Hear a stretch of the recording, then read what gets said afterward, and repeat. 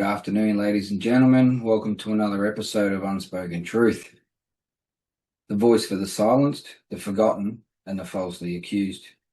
I'm Daniel, a father, a survivor, and a man who knows what it means to be falsely branded, alienated from my own children, and discarded by a system that's supposed to protect us all.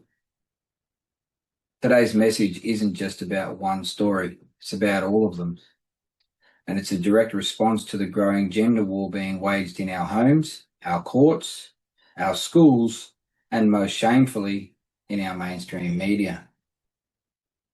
Just this week, a current affair hosted by Ms Langdon ran a segment on domestic violence.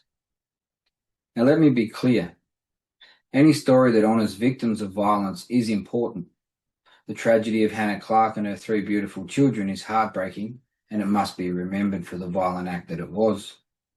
But what Ms Langdon did, and what the entire mainstream media continues to do, is deliberately frame domestic violence as a one-way street. It's a man's crime against women, full stop. No ifs, no buts, no balance, no mention of the thousands of male victims suffering silently, dying quietly, and being erased from the public view. Where was the mention of Jari Wise, a young Tasmanian man mowed down by his female partner and left to die on the side of the road while he was under a protective violence order from that female perpetrator?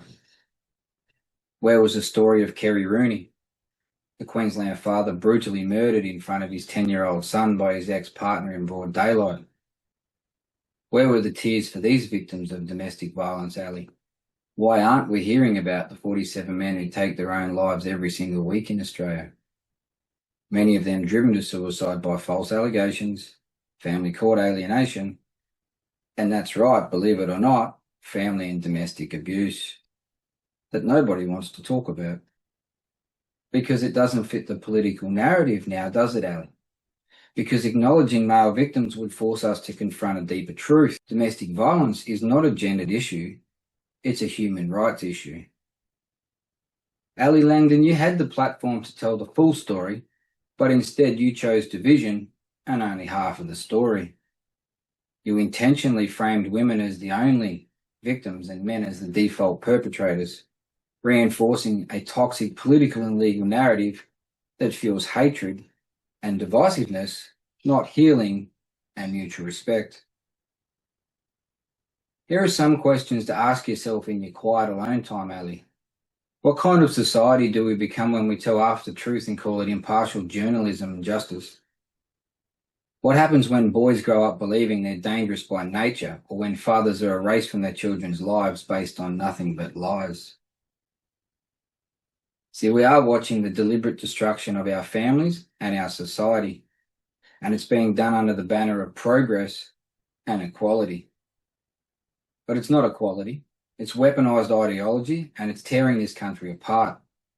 So what do? We fight back, not with hate, but with speaking our unspoken truth, because silence only benefits the system. We reinstate mutual respect for men, for women, for children, and for the families who are being broken by biased courts, false allegations, and a media that has obviously lost its moral compass. We build a society where every victim matters, regardless of gender, where our sons and daughters are raised to seek truth and treat others with compassion, not suspicion, where media doesn't choose sides, but chooses to report the whole truth in the name of justice, not for extra clicks on this week's segment. And we start by calling it out, all of it. The false allegations, the gendered propaganda, the media bias, the political cowardice, the lot. We are all entitled to our own opinion, and we need to start publicly expressing those opinions without fear of labels designed to silence us. To Ms Langdon and every media figure who continues to ignore half the victims, we see what you're doing, and we won't stay silent anymore.